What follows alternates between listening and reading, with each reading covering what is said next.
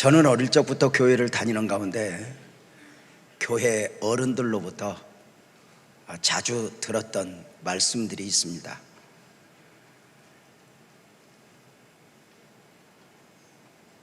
주님을 만나야 한다, 하나님을 만나야 한다는 것이었습니다. 교회를 다니는 것도 중요하지만 주님을 만남으로 체험신앙이 되어야 한다는 것입니다. 교회 밖에서 교회 안으로 들어오는 것도 중요하지만 성령 안에서 기도와 말씀 가운데 하나님을 만나는 것이 축복이라고 말입니다.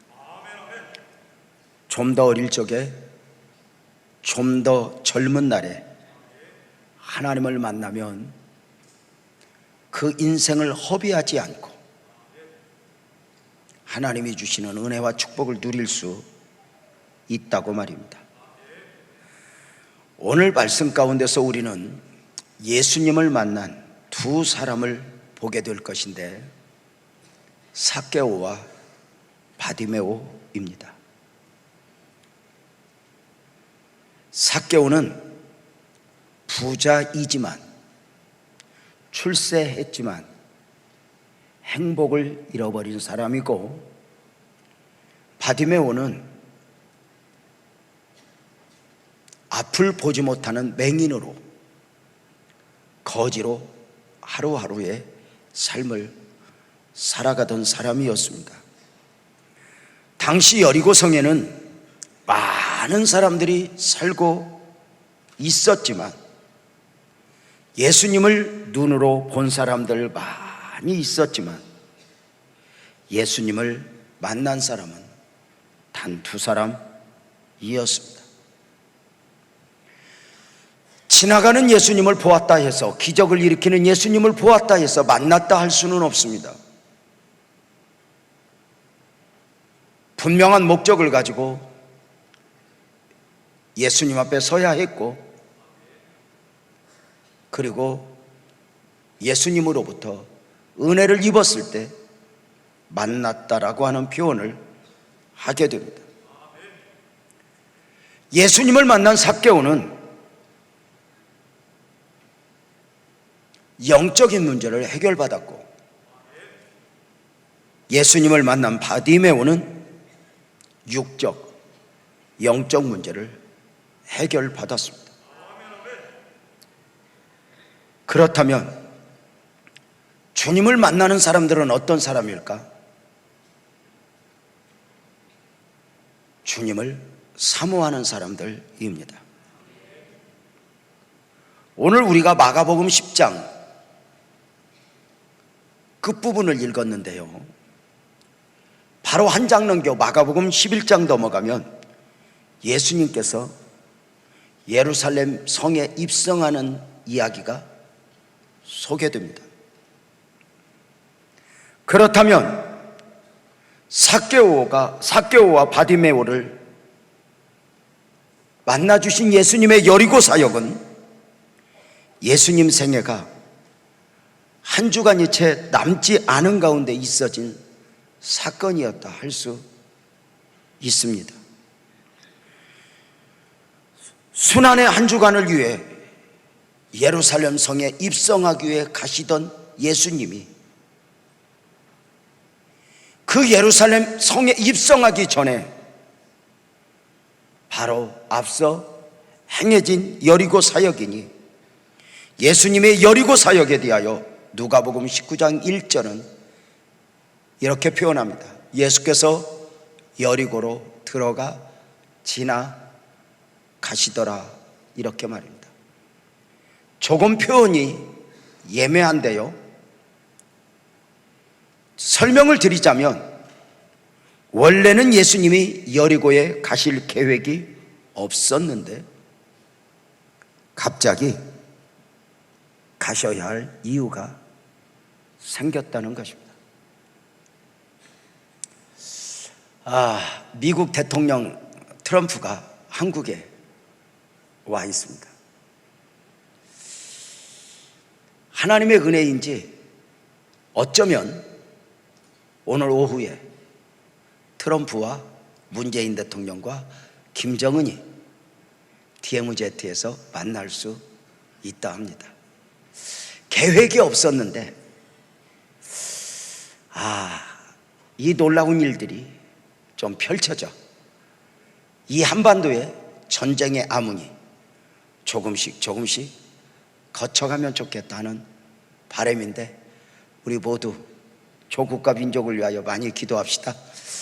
이 한반도가 다시는 전쟁의 놀이터가 되지 않도록, 다시는 이 땅에 핵이든 무엇이든 동족상잔의 비극이 일어나지 않도록 기도를 해야 할 것입니다.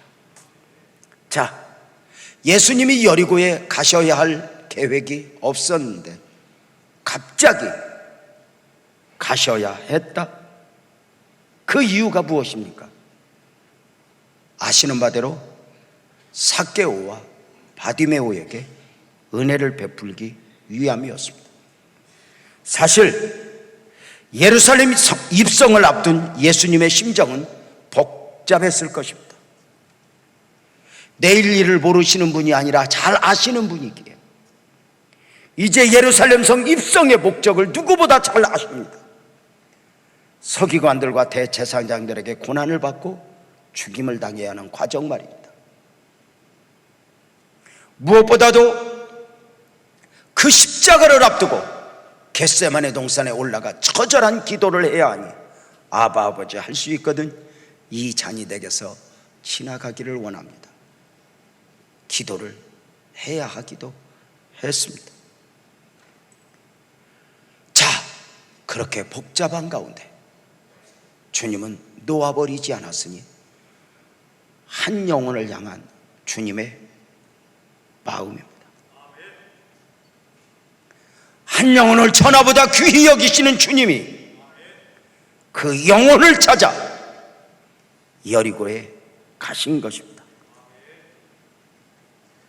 십자가를 앞에 두신 예수님의 걸음을 여리고로 향하게 하였던 삭개오와 바디메오의 공통점이 있습니다. 예수님을 사모하는 마음입니다. 시편 107편 9절은 사모하는 영혼에게 만족을 주시며 줄인 영혼에게 좋은 것으로 채워주시는 하나님을 이야기하는데, 여러분 아십니까? 구약이든 신약이든 하나님을, 주님을 사모하는 영혼을 절대로 외면하지 않으십니다. 예수님이 찾아 만나주시는 사람들은 가난하냐 부하냐 배웠냐 배우지 못했냐 이런 외적인 것이 기준이 될 수 없습니다. 주님을 만난 사람들은 그가 누구이든지 애절하게 주님을 사모하여 기다린 사람들, 의에 줄이고 목마른 사람들입니다. 예수님을 여리고로 향하게 했던 삭개오는 세리장이요 부자요 지식인이요 유명인입니다. 당시 세리는 죄인의 상징이었습니다. 같은 동족에게 국가에서 정한 세금보다 더 많이 걷어 착취하는 사람들 말입니다. 예를 들어서 국가에서 한 가정의 세금을 10만 원으로 먹였다면 세리들은 10만 원 위에 얼마를 걷든지 자기 능력 따라 착취하여 국가에는 정한 세금 10만 원만 납부하면 되었습니다. 그래서 세리들은 부자가 되었습니다. 사람들에게 손가락질은 당했지만 부자로 살아가는 사람들이었는데, 삭개오는 세리 중에도 세리장이었습니다. 부자라고 소개되고 있으니 죄인 중에 괴수입니다. 놀라운 것은 그 삭개오가 어느 날부터인가 주님을 사모하는, 구원을 갈망하는 사람이 되어 있었던 것입니다. 수단과 방법을 가리지 않고 부자가 되었는데, 소유할 만큼 소유했는데 인간의 근본적 목마름을 채울 수 없었던 것입니다. 가난할 때는 부자가 되면, 몸이 약할 때는 건강하기만 하면 늘 그렇게 목마름으로 살아보지만, 사람의 가장 근본적 갈망은 사실은 영적 갈망입니다. 오직 하나님의 은혜로만 채워야 하는 영적 갈망 말입니다. 사람이 사람으로 살아가면서 무슨 일을 만나든지 그 많은 일들 가운데 어느 순간 나는, 물론 돈도 필요하고 문제도 해결되어야 하지만, 나는 영적으로 회복되어야 돼. 영적 갈망을 느낄 수 있다면 축복이 아닐까? 소경 바디메오 또한 그는 앞을 보지 못했지만 어느 순간 주님을 사모하는 사람이었습니다. 마가복음 10장 46절에 보면 예수님이 제자들과 함께 여리고에 이르렀을 때, 예수께서 제자들과 허다한 무리와 함께 여리고에 나가시는 모습을, 그 가운데 디메오의 아들인 맹인 거지 바디메오가 길가에 앉았다가, 자 보십시오, 디메오의 아들, 디메오라고 하는 뜻은 맹인이라는 뜻입니다. 바디메오는 맹인의 아들, 맹인입니다.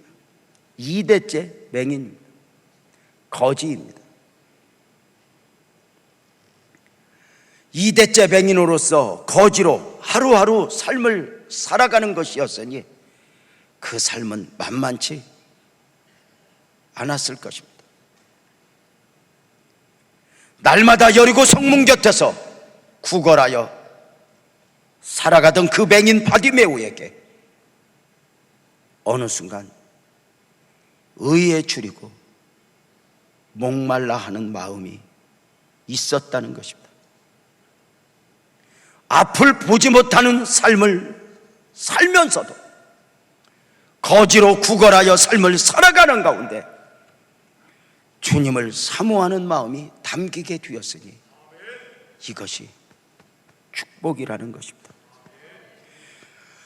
어느 날 맹인 바디메오가 성문 곁에서 구걸을 하고 있는데 예수님과 제자들이 지나가게 되었습니다. 앞을 보지 못하는 맹인 바디메오는 옆에 동료에게 묻습니다. 누가 가는 거야? 누가 가는 가운데 이렇게 시끄러워? 이때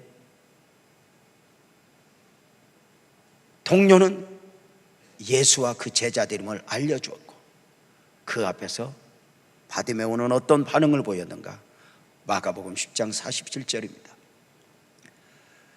질문 앞에 나사렛 예수시란 말을 듣고 소리질러 이르되 다윗의 자손 예수여 나를 불쌍히 여기소서. 예수님을 향하여 소리를 외쳤습니다. 나를 불쌍히 여기소서.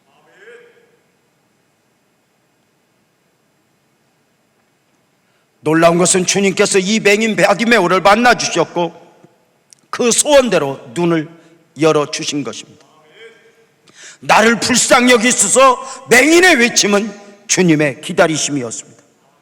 처음부터 은혜를 입히시기 위하여 여리고 성문이 여러 곳이 있지만 바디메오가 있는 그 성문 곁을 찾아 일부러 지나가시면서 너는 나를 구하라, 너는 나를 구하라 하셨습니다. 문제는 사모하여 주님을 갈망함에도 기회가 있다는 것입니다. 말씀을 드린 대로 예수님은 이제 여리고를 나가시면 예루살렘 성에 입성하셔야 하고 오셨던 목적 그대로 고난받으시고 죽으셔야 합니다. 그렇다면 예수님이 여리고 사역 이 방문은 마지막입니다. 삭개오가 입은 은혜, 바디메오가 입은 은혜는 그날이 아니면, 그 시간이 아니면 입을 수 없는 은혜였습니다. 은혜가 늘 있는 것은 아니었습니다. 분명한 것은 기회가 있다는 것입니다. 그 기회에 대하여 고린도후서 6장 2절은 이렇게 말합니다. 내가 은혜를 베풀 때에 너에게 듣고 구원의 날을 너를 도왔다 하셨어. 보라, 지금은 은혜 받을 만한 때요. 보라, 지금은 구원의 날이요.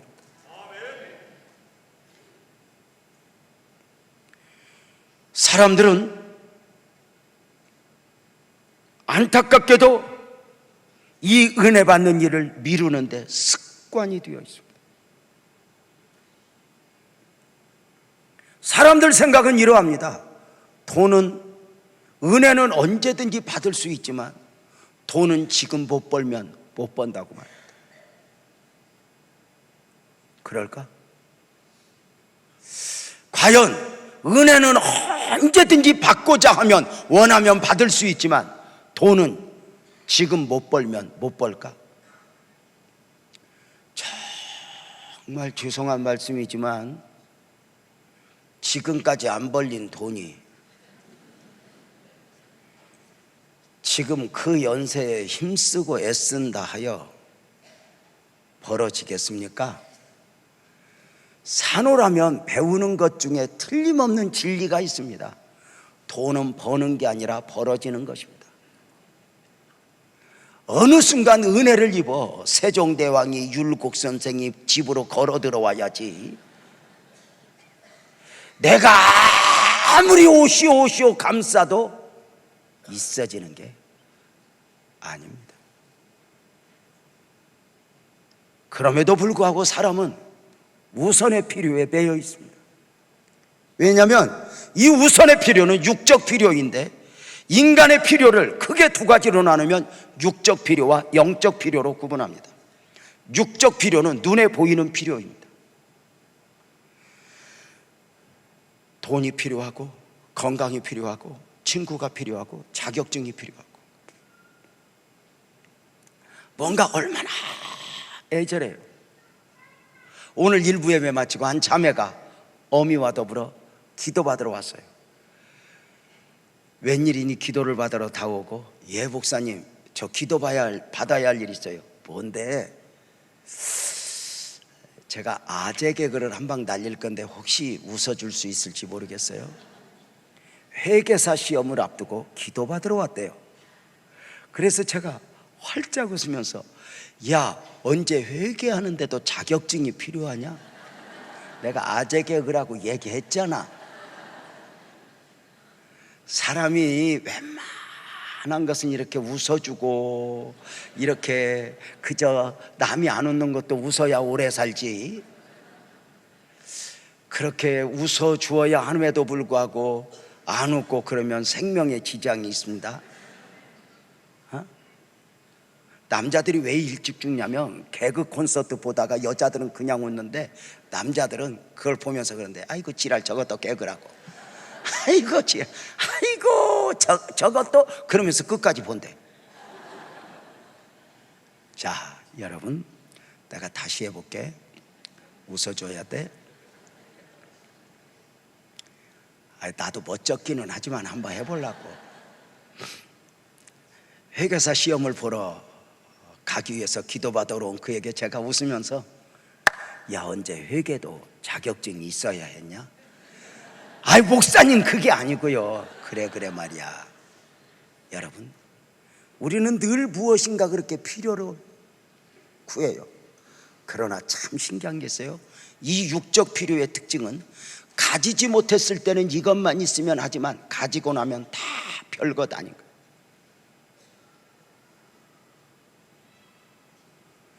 가지지 못했을 때 이것만 있으면 하지만 가지고 나면 내가 이것 때문에 하는 거예요. 영적인 필요의 특징은 눈에 보이지 않는 필요예요. 그래서 사람들은 늘 미루지만 이 영적 필요는 인간의 근본적 갈망이거든요. 이 영적 필요는 눈에 보이지 않는 필요이기에 소유한 뒤에 필요를 인식하는 거죠. 어떻게? 동의하면 아멘 해봐요. 구원을 받고 보니 구원의 은혜가 필요해. 은혜를 받고 보니 은혜가 필요해. 용서를 받고 보니 용서가 필요해. 예수를 믿고 나서 믿어야 될 이유를 알아. 여러분 어떠세요? 이 영적인 것은 별것 없는 것 같지만 소유하고 보면 감격이에요. 나는 어느 정도의 깊은 은혜를 누려보았는가. 사람들은 늘 은혜에 대한 갈망이 내 안에 있음에도 불구하고 미뤄요. 언젠가는 나도 은혜 받겠지, 언젠가 회복되겠지, 언젠가 기도하겠지. 그럴까? 그러나 기회가 늘 있는 것은 아니었다. 그래서 너희는 먼저 그의 나라와 그의 의를 구하라. 나는 영적 은혜를 사모하고 있는가. 그래서 한국교회가 한참 왕성하게 부흥될 때 먼저 영적인 은혜를 사모해야 한다 강조하면서 이 고린도후서 6장 2절을 근거로 지었던 노랫말이 있어요. 혹시 아세요? 성도들아, 이 시간은 은혜 받을 기회로다. 기회가 늘 있는 게 아니란다. 자막에 떴으니 이 찬송 한번 하자. 우리 힘차게 이 찬송 한번 합시다. 성도들아, 이 시간은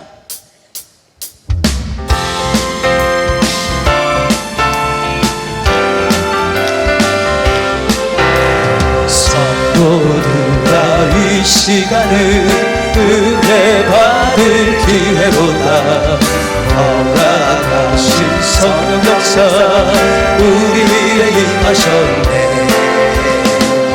기회로다. 이 시간은 은혜 받을 기회로다. 믿으시다 받으시다.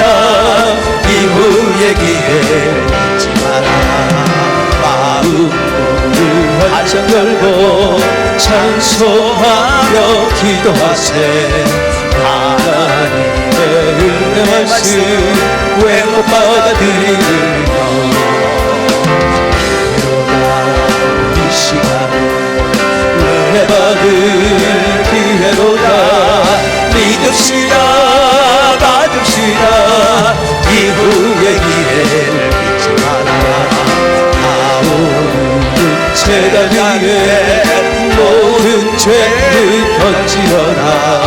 성령 은혜 못된 죄 주님 가슴 태우라. 기회로다. 이 시간은 은혜 받을 기회로다. 믿읍시다 받읍시다. 이후의 기회 잊지 마라. 구하여라 싸워라. 겸손하고 순종하라. 하나님이 우리도 사랑하니. 기회로다. 이 시간이 은혜 받을 기회로다. 믿읍시다 받읍시다. 이후의 기회를 잊지 마라. 내일 아침 눈 감아도 인명생사 모르나니. 은혜 기회 느리는 줄 생각 마라. 기회로다. 이 시간이 은혜 받을 기회로다. 믿으시라 받으시라. 이후의 기회 잊지 마라. 원래 이 노래가 10절까지 있어요. 근데 사실은 설교해야 해서 반절 뚝 자른 거야. 그럼에도 불구하고 뭔 5절이요? 여러분은 중국을 한번 다녀와야 돼. 중국 가면 99절 찬송이 있어. 저는 못 해봤는데 어떤 목사님이 집회 갔다가 99절을 쉼 없이 하는데 숨 넘어가는 줄 알았다. 다 했다 싶었는데 다시 한번 하자고 하더라.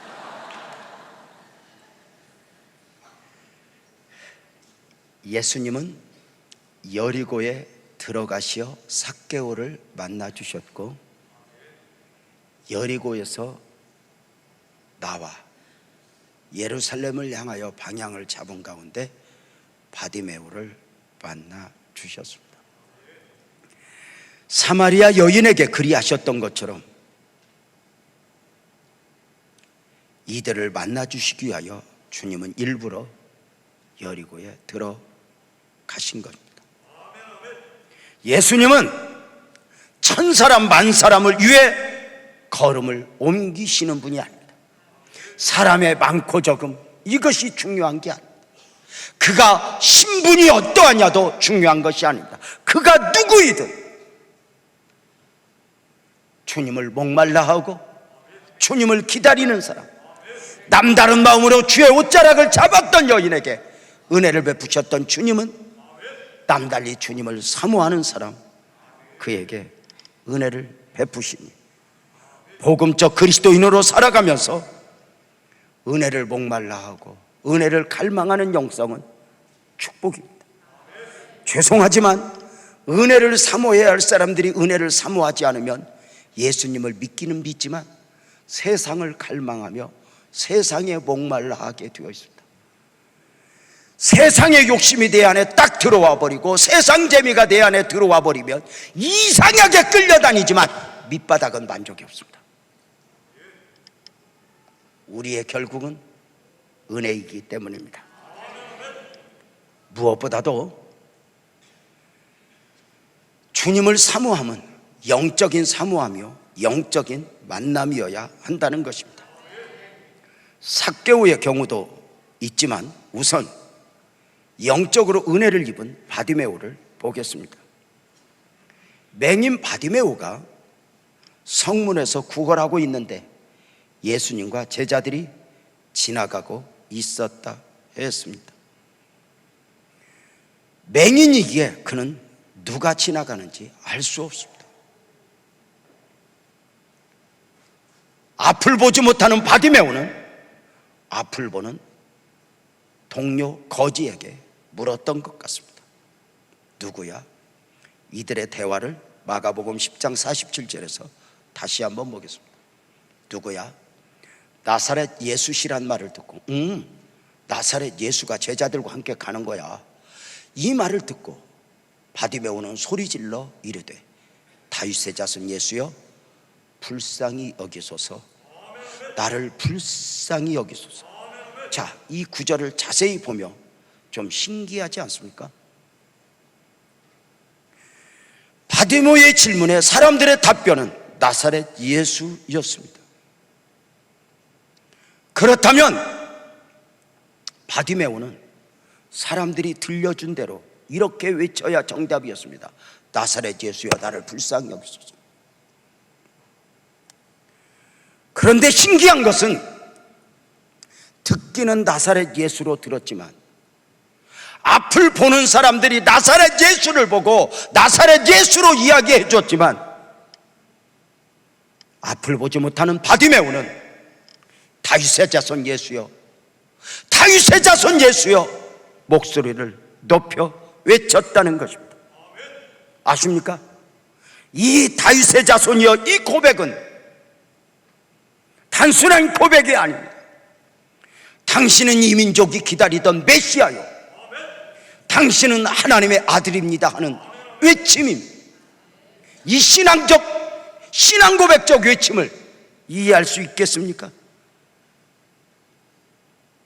참 신기하죠? 앞을 보는 사람들에게 나사렛 예수로 들었습니다. 누구야? 목수의 아들. 누구야? 나사렛에서 나온 사람인데 제자들과 함께 다니네. 훌륭한 사람이네. 그래? 그 소리를 듣고 나사렛 예수여가 아니라 다윗의 자손 예수여 외치는 것입니다. 참 신기하죠? 듣기는 이렇게 들었는데 받기는 희한하게 받으니 이게 은혜인 것 같아요. 어떤 분이 이런 말을 했어요. 진짜 은혜를 입으려면 개떡같이 누가 말해도 찰떡같이 알아듣는 거래요. 근데 시험에 들려면 찰떡같이 말아도 개떡으로 알아듣는 거예요. 이게 좀 말이 좀 억센 것 같지만 사실은 조금은 순화시켰는데, 원래는 이렇게 말해요. 목사 설교를 가지고 목사가 설교를 개떡같이 해도 은혜 받을 사람은, 복 받을 사람은 찰떡같이 알아듣고, 은혜를 받지 못하고 시험 들어있는 사람은 목사가 찰떡같이 설교해도 늘 개떡으로 받는다고. 매력이지 않아요? 우리가 좀 복을 만들어내야, 누구 때문에 무엇 때문에 뭐 이러지 말고 좀 복을 만들어내야 되는 거. 뭐 옆에 사람이 나를 좀 힘들게 해도 복을 만들어, 누구 때문에 이러면 되겠어? 좀 우리가 좀 눈을 열어. 옆에 사람한테 한번 이렇게 한번 해봐요. 손잡고, 나를 향한 당신의 춤추는 인격에도 나는 당신을 끝까지 사랑하겠습니다. 시작. 그게 제대로 되나? 안 되죠? 너무 길어요? 긴 게 아니라 여러분들이 그런 고급스러운 언어를 언제 써봤어? 여러분식으로 제가 표현을 할 테니까 한번 해봐요. 옆에 사람 손잡고 활짝 웃으면서, 네가 언제나 나한테 지랄같이 해도 나는 네한테 끝까지 잘할게. 누구 때문에 무엇 때문에 이렇게 했어 저렇게 했어가 아니라 우리 삶에 있어 주님과 더불어 복을 만들어내는 거예요. 누구 때문에 무엇 때문에가. 많은 분들이 신랑을 잘못 만났대. 인정. 그럼에도 불구하고 평강공주는 바보 온다를 만나서 열심히 살아서 장군을 만들었어요. 여러분은 처음 멀쩡한 것 만나서 몇 년 살지도 않고 다 망가뜨려 놓고 지금 누구 탓을 하는 거예요? 여러분 참 놀랍지 않아? 이게 은혜지. 보이는 사람들에게는 나사렛 예수로 보이는데, 보이는 것만 보는데, 앞을 보지 못하는 맹인은, 바디메오는 다윗의 자손 예수여 나를 불쌍히 여기소서. 앞을 보는 사람들은 나사렛 예수 목수의 아들 훌륭한 사람 정도로 보았는데, 앞을 보지 못하는 바디메오는 메시아를 본 거예요. 눈을 뜬 사람들은 나사렛 예수만 보았는데, 맹인 바디메오는 예수 안에 예수를 본 거예요. 이것은 특별한 은혜죠. 왜 우리가 이런 영적인 은혜를 사모해야 합니까? 우리가 사모하는 것은 거기서 거기까지입니다. 그러나 하나님이 주시는 것들은, 하나님이 주시는 은혜들은 우리가 말로 표현할 수 없는 소중한 은혜입니다. 자, 여러분, 다윗의 자손 예수여 나를 불쌍히 여기소서. 이 외침은 어쩌면 주님을 흥분시켰을 것입니다. 왜일까요? 보십시오. 십자가의 죽음을 앞두고 옥합의 헌신을 받으셨던 주님이 예루살렘 성에 입성을 앞두고 사람들이 전부 다 나사렛 예수로 볼 때, 이 한 맹인에게 그 맹인의 입술을 통해서 세상을 향하여 선포하는 거예요. 나 예수는 메시아다. 나 예수는 하나님의 아들이다. 선포하는 거예요. 주님이 삭개오와 바디메오에게 은혜를 베푸시기 위하여 예루살렘 입성도 참 여리고에 오셨지만, 예루살렘 입성을 앞두고 누구도 메시아를 메시아로 보지 못하고 있는 저들 앞에서 소경을 통해서 세상을 향하여 나 예수는 누구인가? 나사렛 예수가 아니라 다윗의 자손 예수요, 당신은 메시아이고 당신은 하나님의 아들입니다. 외치는 거예요. 이것이 얼마나 주님의 목마름이었겠어요. 바디메오의 외침 앞에 제자들은 아마도 놀랐을 거예요. 3년 반 동안 함께하면서 자신들은 외쳐보지 못했던, 불러보지 못했던 이름이었기 때문입니다. 자신들은 3년 반 동안 예수님 따라다니면서 더 깊은 것을 보지 못하니 실컷해야 오른편에 누가 앉는가 왼편에 누가 앉는가, 누가 큰가 작은가 도토리 기재기하며 3년 반 살아왔는데 예수님을 보고도 예수님을 못 봤는데 맹인이 예수 안에 예수를 보고 외치는 거죠. 다윗의 자손 예수여, 나를 불쌍히 여기소서. 세상이 잠잠할 때에 돌들아 일어나, 돌들을 통해서 외치게 하시는 그 하나님이 눈을 열어 온갖 기적을 보면서도 예수 안에 예수를 보지 못하니 한 맹인의 눈을 열어 그의 외침을 통해 세상을 향하여 선포하는 것입니다. 예루살렘에 입성하시는 그 주님이 한 맹인을 통해 신앙 고백을 받고 있는 것입니다.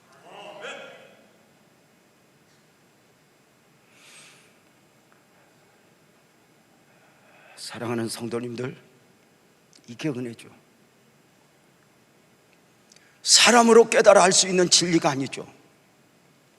마태복음 16장에 베드로가 주는 그리스도시요 살아계신 하나님의 아들입니다 고백할 때 예수님이 이런 말씀하셨죠. 바요나 시몬아, 내가 복이 있구나. 이를 내게 알게 한 이는 혈육이 아니야, 하늘에 계신 내 아버지가 알게. 영접하는 자 곧 그 이름을 믿는 자들에게는 하나님의 자녀가 되는 권세를 주셨으니 이는 혈통으로도 육정으로도 사람의 뜻으로도 아니야. 크게 아멘합시다. 오직 하나님께로서 난 자들이 은혜를 입어야 됩니다. 더 큰 은혜를 입어야 합니다. 주여 나의 눈을 열어주소서. 은혜 안에 잠겨야 합니다. 부흥회 때 은혜를 받을 때는 은혜를 귀로 듣는 게 아닙니다. 설교를 듣고 끝나면 안 됩니다. 하나님의 은혜는 4단계 이 안에 잠겨야 되는데 한번 따라서 합시다. 하나님의 은혜는 귀로 듣는 게 아닙니다. 따라서 합시다. 첫째, 마음으로 받고, 눈으로 보고, 손으로 만지고, 영으로 느낄 때까지 은혜를 입어야 합니다. 이게 원리입니다. 이 은혜를 입을 때 내 삶에 기적이 일어나. 이 은혜 안에 잠길 때 내 인생이 바뀌든지, 이 은혜를 입을 때 오늘의 고난이 아무것도 아닌 것으로 여겨질 만큼의 은혜를 내게 허락하든지. 근본 부흥회가 모두에게는 아닐 수 있지만 누구에겐가 축복이었으면 좋겠습니다. 자, 주님을 만나는 사람들, 은혜를 입은 사람들, 그들은 사모하는 사람들이었다면 사모함 이상 주님을 만나기까지는 영적 고비를 넘기는 사람들이어야 했다는 것입니다. 은혜가 은혜되게 하라는 말이 있습니다. 여러분 이런 말 들어보셨죠? 은혜보다 시험이 먼저 온다고. 삭개오의 경우 예수님이 오신다는 소식에 여리고성 사람들이 진동을 하였습니다. 삭개오는 키가 작습니다. 예수님을 볼 수 있을까? 광장에 나가보니 이미 사람들은 구름대같이 몰려 있습니다.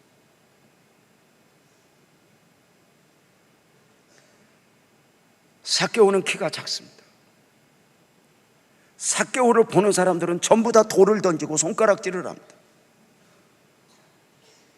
어쩌면 사람들이 모여있는 그곳, 키가 작은 자신, 사람들 평가가 무서운 오늘은 기회가 아닌가 봐, 다음에 볼게 하고 돌아갈 수 있음에도 그는 자신의 사회적 신분을 내려놓고 뽕나무 위로 올라갑니다. 예수님을 멀찍이서라도 보고 싶은 것입니다. 자, 보세요. 예수님을 구경하는 사람들은 많이 있습니다. 그러나 단 한 사람 삭개오는 영적 갈망을 가지고 뽕나무 위로 올라간 것입니다. 그냥 구경이 아니라 은혜를 입어야 한다는 마음으로 올라온 것입니다. 그런데 이게 웬일입니까? 예수님이 뽕나무 위로 올라간 그 곳을 향하여 주님이 오시는 것입니다. 삭개오 가슴이 얼마나 뛰었겠어요. 내가 자리를 잘 잡았나? 내가 자리를 잘 잡았나? 오신 예수님이 누가복음 19장 5절에 이렇게 말씀하시네요. 예수께서 그곳에 이르사 쳐다보시고 이르시되 삭개오야 내려와, 내가 오늘 너의 집에 가서 유할 거야. 아하, 여러분 아세요? 삭개오는, 예수님은 삭개오를 아셨어요. 이름으로만이 아니라 그의 사정으로, 그의 갈망을 알았어요. 예수님이 공생의 사역기간 어떤 집에 가서 하룻밤 주무셨다 이런 기록 없어요. 그런데 주님이 지금 예루살렘 성 입성을 앞두고 주님을 배고파하고 갈망하는 그의 집에 가서 하룻밤 유하십니다. 자리를 잘 잡은 게 아니었어요. 예루살렘 성에 오신 그분이 의도적으로 다가오신 거예요. 삭개오는 예수님의 말씀을 듣는 가운데 예수 안에 예수를 만났어요. 예수를 만난 사람들 특징이 있죠. 고백이 있죠. 고비를 넘어야 돼요. 은혜가 그냥 은혜 되는 게 아니에요. 바디메오가 넘었던 고비는 무엇일까요? 다윗의 자손이여 나를 불쌍히 여기소서. 주님을 감동시킬 만큼의 신앙 고백적 외침이 있었지만 주님이 못 들은 척하는 거예요. 어쩌면 주님은 의도적이었을 거예요. 왜냐하면 더 외쳐봐, 더 외쳐봐. 단순히 내가 반응을 받을 때까지 외쳐봐 이것이 아니라 지금 이 주님이 돌들로 외치게 하셨던 그분이 이 맹인을 통해서 세상을 향하여 선포하는 것입니다. 당신은 다윗의 자손입니다. 당신은 메시아입니다. 당신은 하나님입니다. 이 민족이 당신을 구해야 합니다. 외치도록 두십니다. 못 들은 척하는 거예요. 여기에 이런 뜻이 담겨 있어요. 여러분, 그 뜻을 알지 못하는 제자들은 그 계속 외치는 바디메오를 향하여 사정없이 지적합니다. 마가복음 10장 48절이죠. 많은 사람이 꾸짖어 잠잠하라 하되 그가 더욱 크게 소리질러 이르되 다윗의 자손이여 나를 불쌍히. 여러분, 진리가 깨달아지면, 은혜가 깨달아지면 누구도 못 말립니다.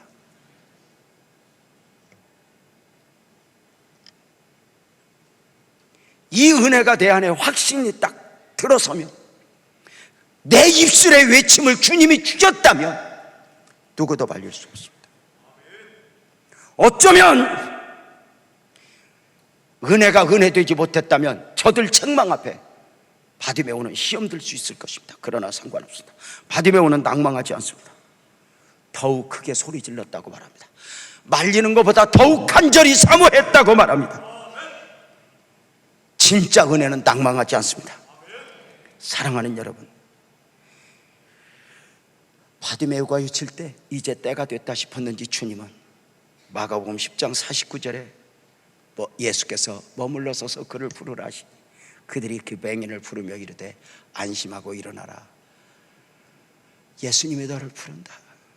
여러분, 이번 부흥에 주님이 느껴지는 이런 축복이 있었으면 좋겠습니다. 주님을 만나는 사람들, 주님을 만난 사람들, 은혜가 은혜되게 하라. 주님을 만난 사람들의 결단을 보겠습니다. 예수를 만난 사람들의 특징이죠. 결단이요. 삭개오의 결단이 뭐였을까요? 누가복음 19장 8절에 보면 예수 안에 예수님을 만난 삭개오는 주께 여짜오되 주여 보시옵소서 내 소유의 절반을 가난한 자들에게 주겠습니다. 내가 혹시 누구의 것을 속여 빼앗은 일이 있으면 내 값을 갚겠습니다. 저는 삭개오가 어떤 사람이었는가를 말하고 싶지 않습니다. 분명한 건 그가 주님을 만나면서 자신의 삶을 뚝 잘라 내 소유의 절반을 가난한 자들에게 주겠다고 말합니다. 주님을 만난 사람들 특징입니다. 자신을 내려놓습니다. 여러분은 예수 안에 예수를 보고 그 은혜를 입고 무엇을 내려놓아 보았셨습니까?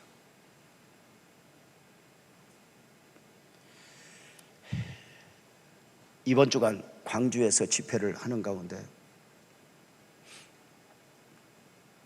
사모님의 이야기를 접하여 함께 은혜를 나눌 수 있었습니다. 어느 날 사랑하는 남편이 목사가 되겠다 합니다. 원하지 않았던 그는 그냥 평범하게 이렇게 신앙생활하고 싶었던 그에게 어느 날 그 신랑이 목사가 되겠다. 신랑도 신랑이지만 선택의 여지 없이 깊이 기도를 하게 되었는데 이렇게 결단했답니다. 주님,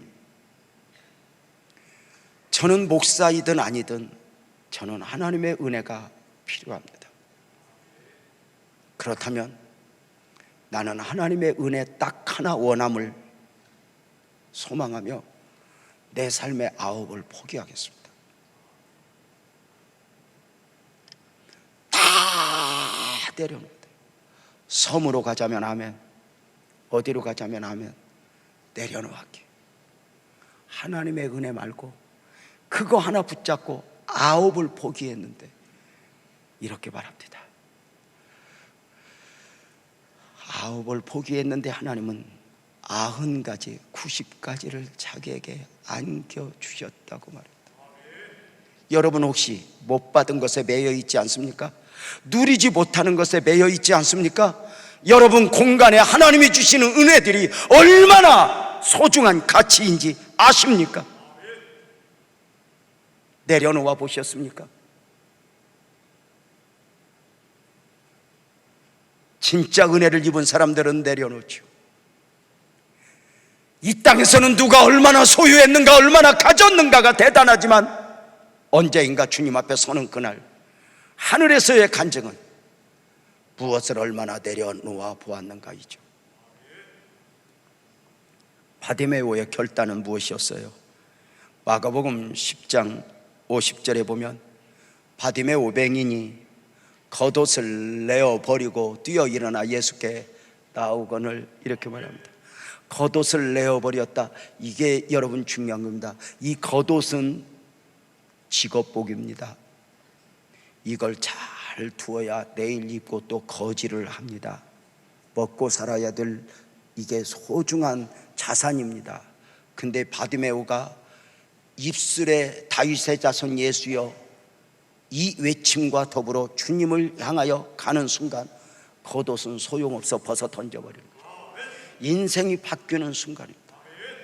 나 이제 이거 안 해. 아직 눈 뜨기 전입니다. 던져버리는 것입니다. 던져버리는 것입니다. 진짜 은혜, 이것을 던져버리는 순간 그는 눈을 뜨게 되었고 다시는 이 겉옷이 필요 없어질 만큼의 은혜를 입었습니다. 이것이 결단 아닙니까? 왜 많은 성도들에게 은혜가 은혜되지 못합니까? 겉옷을 벗어 던지지 않습니다. 과거에 입었던 옷 그대로 가지고 그 위에 은혜를 입혀달라고 말합니다. 과거의 욕심, 과거의 꿈 이런 거 담고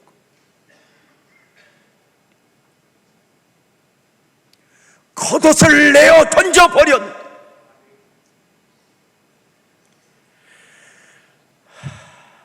달려온 그에게 주님이 마가복음 10장 51절에 묻습니다. 너에게 무엇을 하여 주기를 원하느냐? 여러분 아세요? 주님은 몰라서 묻는 게 아니잖아요. 그의 필요가 무엇이 가장 큰 필요인지 아시잖아요. 이때 그는 포기를 원하나이다. 포기를 원합니다. 여러분 어때요? 여러분 부흥회 때 은혜를 받으려면 세 가지가 분명해야 돼요. 목표가 분명해야 돼요. 주님이 어느 순간에 은혜를 입힐 때 내가 너에게 무엇을 줄까 하면 예 보기를 원하나이다 뭐 이렇게 바로 나와야 돼요. 무엇을 해줄까? 아시지요 그런 거 그만하고 무엇이냐 목표를 분명히 가져야 됩니다. 여러분 슈퍼에 가서 무엇을 살까 목표를 가지고 가야지 가서 아시지요? 하면 안 됩니다. 자, 잘못된 목표가 없는 것보다 낫습니다. 부흥에 딱 시작한다. 내가 이번에 목표는 살 5kg 빼는 거다. 괜찮습니다. 힘쓰고 애써 기도하십시오. 주님이 바로 응답을 주실 것입니다. 그만 먹어라. 그렇게. 보십시오. 잘못된 목표도 괜찮습니다. 주님이 우리에게 어떤 은혜를 입히기를 원한가. 두 번째가 간절함입니다. 간절함. 던져버리죠. 세 번째, 다른 사람은 평범한 마음으로 은혜를 받지 몰라도 나는 아니야. 남다른 마음으로 주의 옷자락을 잡았던 여인에게 은혜를 베푸셨던 주님. 간절. 세 번째가 결단입니다. 여러분 이런 말 들어보셨어요? 예배 중에 최고의 예물은 11조도 감사도 성교원금도 아닌 결단이다. 오늘 예배에 있어서 가장 소중하게 드려야 할 것은 결단. 그래서 예배학에 대하여 강의를 하게 되면 결단이 없는 예배는 예배가 아닙니다. 오늘 예배를 마치고 나가는 당신에게 무엇을 결단하셨습니까? 물을 것이라고 말입니다. 예수님을 만난 삭개오, 바디메오, 아멘합시다. 그들의 인생이 바뀌었습니다. 그들의 시작은 놀랍게도 그들이 가난하냐 부자냐가 아니라 주님의 은혜가 아니면 단 하루도 살 수 없는 사람들, 주님의 은혜여야 하는 사람.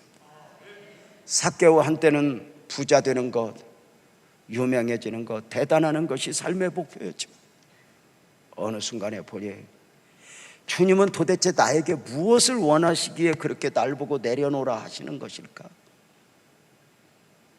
내 욕심을 주님은 너무 잘 알거든요.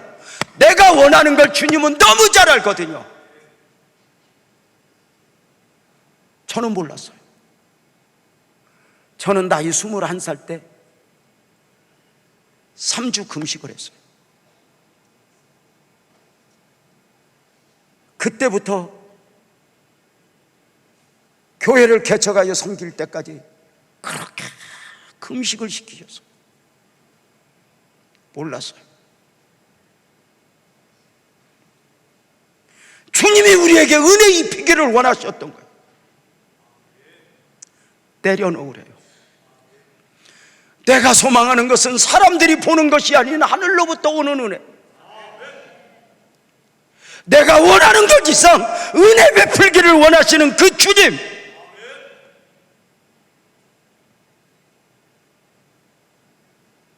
놀랍게도 삭개오와 바디메오가 주님을 만나고 보니 저들이 주님을 만난 게 아니라 주님이 만나 주신 거예요. 오늘도 주님은 우리에게 남다른 기대를 안고 또 한번 우리에게 은혜 입힐기를 원하실 거예요. 여러분에게 진정한 필요가 무엇입니까? 오늘 또 주님은 우리에게 나는 은혜 아니면 단 하루도 살 수 없습니다. 이 고백을 주님이 원하신다는 거 아십니까? 크게 아멘합시다. 주님은 여러분을 향하여 손을 내미실 것입니다. 주님은 여러분들을 축복하기를 원하실 것입니다. 여러분 문을 나가서는 모르겠습니다. 그러나 오늘 이 시간 주님 내게 하늘로부터 오는 은혜를 갈망합니다. 주님 내게 은혜를 입히소서 구하지 않겠습니까? 주님이 여러분을 초대합니다. 우리 모두 자리에서 일어나서 우리 찬송합시다. 은혜 아니면 살아갈 수가 없네. 찬송합니다.